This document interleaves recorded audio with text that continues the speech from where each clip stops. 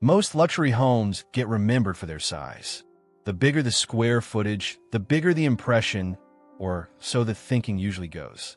This home breaks that pattern completely, because the moment you see it, your eyes go straight to the roofline, to a deck sitting where most homes would simply end.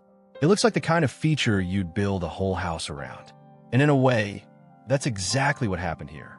But look closer, and the rooftop deck isn't just sitting on top of this home. It's the reason everything underneath it was designed the way it was. The stairs, the bedrooms, the flow from room to room. Every layer of this 5-bedroom barndominium was planned around one idea: that the best view in the house shouldn't be the only reason people fall in love with it.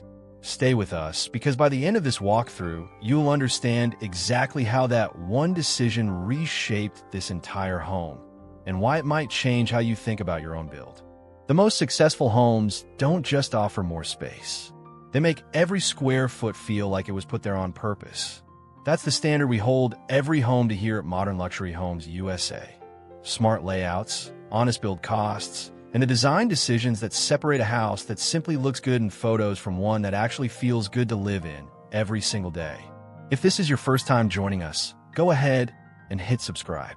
You'll be joining a community of future homeowners, builders, and design lovers who really enjoy pulling a floor plan apart to understand why it works.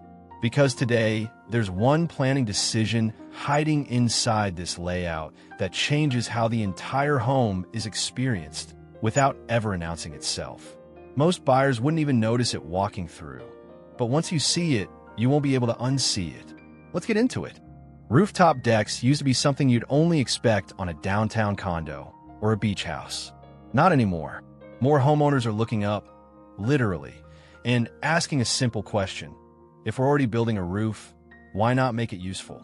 Part of it comes down to land. Lots are getting smaller and pricier in a lot of growing markets, so building vertically makes more sense than it used to. Part of it is lifestyle. Outdoor living isn't a bonus anymore, it's expected. And part of it is simply the view. A rooftop deck gives you scenery that a backyard patio never could. Whether that's rolling countryside, a distant skyline, or just an unobstructed sunset every evening. There's also a practical case here. Homes with real, usable outdoor living space tend to hold their appeal longer on the resale market because they offer something a lot of buyers are actively hunting for and can't easily add themselves later. But here's the part that surprises people once they actually study this floor plan. The rooftop isn't doing most of the work. It's the payoff. The real engineering, the real thinking, happened one level down in how the rest of the home was arranged to make that rooftop feel earned instead of tacked on. Let's walk through it. 5 bedrooms is a lot of house to organize well. Get it wrong, and you end up with long hallways, wasted corners, and rooms that feel disconnected from everyday life. Get it right, and a home this size can actually feel calm. This layout leans heavily on zoning, grouping spaces by how they're used rather than just filling in square footage. The main living areas sit together on the ground floor, open and connected. The bedrooms are pulled upstairs, away from noise and foot traffic, giving everyone in the household a bit of separation when they want it. Stair placement matters more than most people realize. Rather than cutting through the center of the living space, the staircase is positioned to connect the ground floor, the bedroom level, and the rooftop access without interrupting the rooms people actually spend time in. That single decision is what allows the rooftop deck to feel like a natural extension of the home instead of an awkward afterthought bolted onto the roof. Good floor plans don't force people to think about how to move through a home. They just guide you, almost without you noticing. And there's one room in this layout that ends up doing more heavy lifting than anywhere else in the house. We'll get there in a moment. That room is the great room, and it's easy to see why. The kitchen, dining area, and living space all flow into one open volume. But open concept here doesn't mean undefined. Each zone still has its own identity. The kitchen has its own footprint for prep and cooking. The dining area sits in its own pocket of light. The living space opens up beyond it. They're connected, not collapsed into one blurry room. Ceiling height does a lot of the heavy lifting here. Taller ceilings in the great room let the whole area breathe, which matters enormously in a home this size. Without that vertical lift, 5 bedrooms worth of house could easily start to feel heavy on the ground floor. Natural light does a lot of the remaining work. Well-placed windows pull daylight deep into the living space throughout the day, which keeps the great room feeling alive rather than static.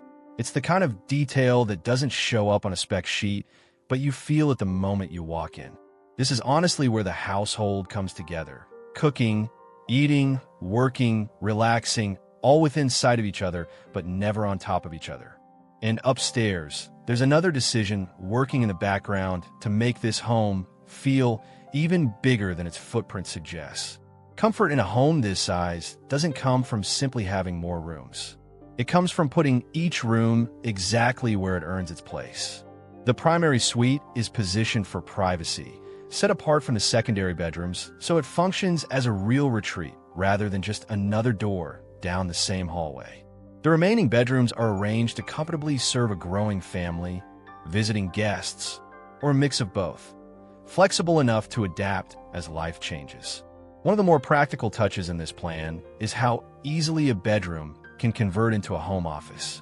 With remote and hybrid work now a permanent fixture for a huge share of households, that flexibility isn't a luxury add-on anymore. It's basically non-negotiable. And storage gets the same careful thought, tucked in where it's actually needed instead of squeezed in as an afterthought. None of this is flashy on its own, but together, it's exactly why this home feels like it belongs in a much higher price bracket than its build cost would suggest. Speaking of that, it's time to go up to the feature everyone came here for. The rooftop deck is the moment this home stops being impressive and starts being unforgettable. Access is direct. The stairwell we mentioned earlier leads straight up, so the deck feels like a true extension of the living space rather than a separate destination you have to plan a trip for. Once you're up there, the layout supports real lounging and entertaining. Comfortable seating areas, room for a fire pit to stretch the usable season into cooler evenings, and enough open space to eventually add an outdoor kitchen if a homeowner wants to take entertaining even further. This is where the home earns its second life after sunset. Evening gatherings, quiet mornings with coffee, watching a sunset with absolutely nothing blocking the view.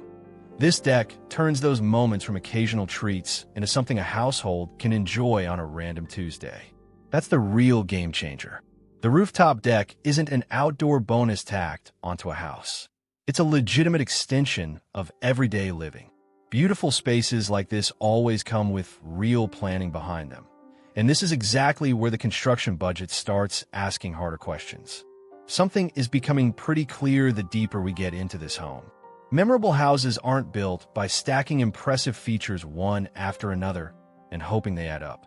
They're built when every single decision, the stairs, the zoning, the ceiling height, the rooftop access, works toward the same goal at the same time. If this walkthrough has sparked some ideas for your own future build, do us a quick favor and tap that like button. It really helps more future homeowners find practical, honest building content like this instead of the fluff.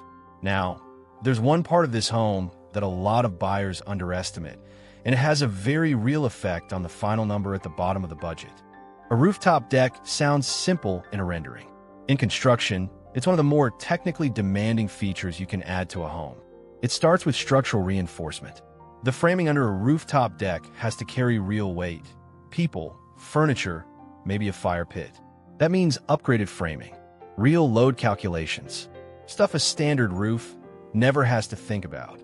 Then there's the engineering of the rooftop itself. Proper drainage, structural decking, and railing systems that meet safety code, all of which need to be planned before a single wall goes up, not bolted on afterward.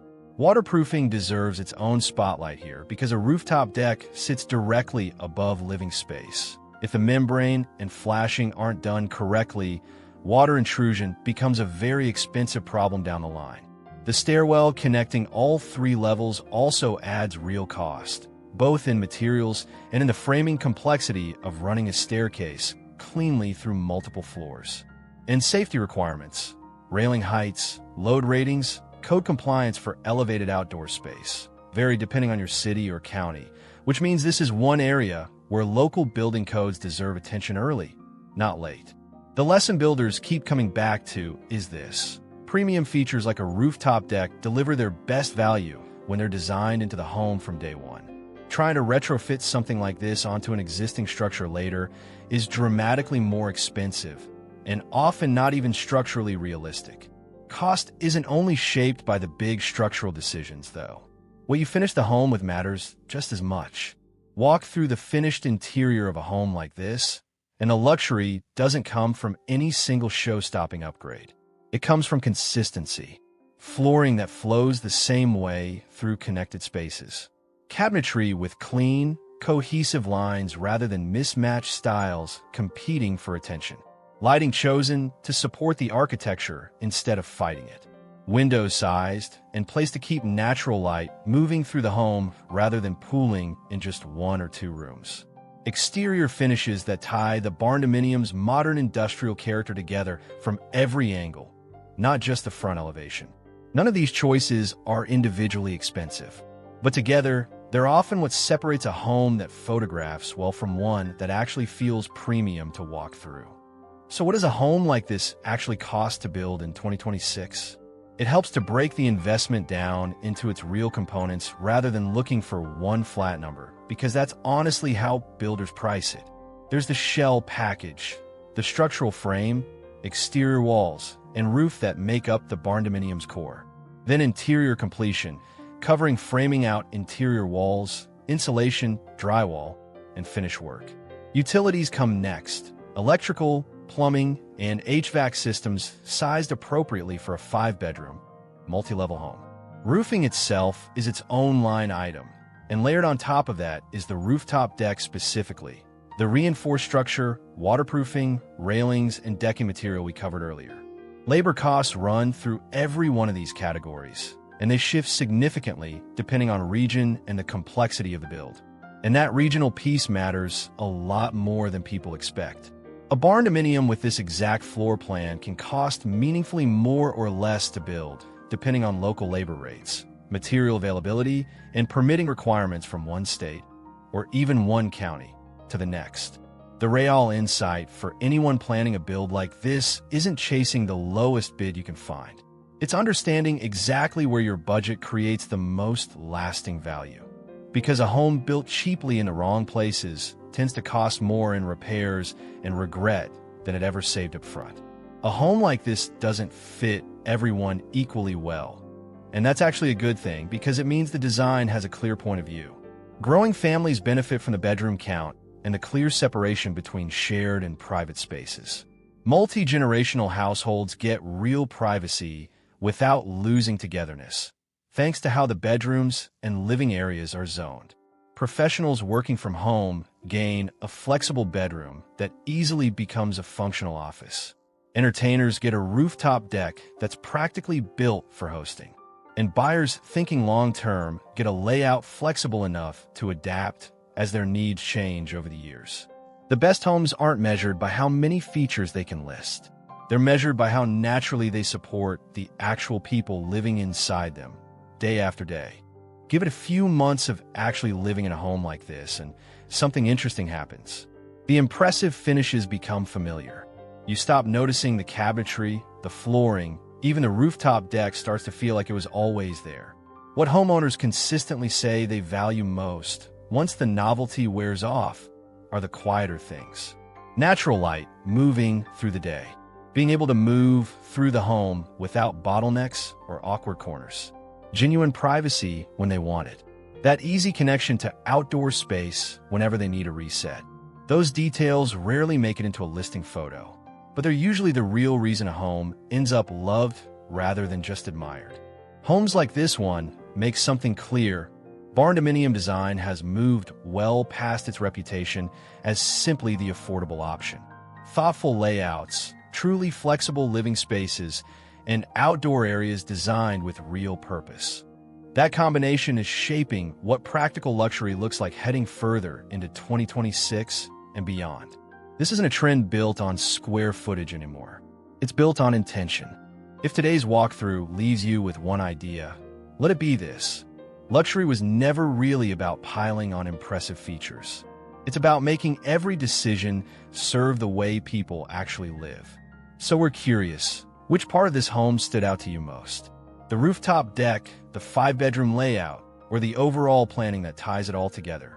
Drop your thoughts in the comments. We actually read them. And if you enjoyed today's design guide, subscribe to Modern Luxury Homes USA.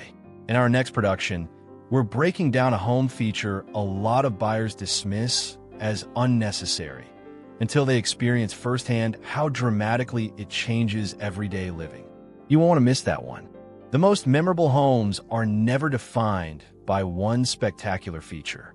They're remembered because every design decision worked together to create a truly better way of living. The floor plans, pricing estimates, architectural concepts, and construction information shared today are based on publicly available industry sources and market research available at the time of production. Actual specifications, costs, materials, and design choices will vary depending on location, builder, regulations, and customization. Always consult qualified professionals before making final building decisions.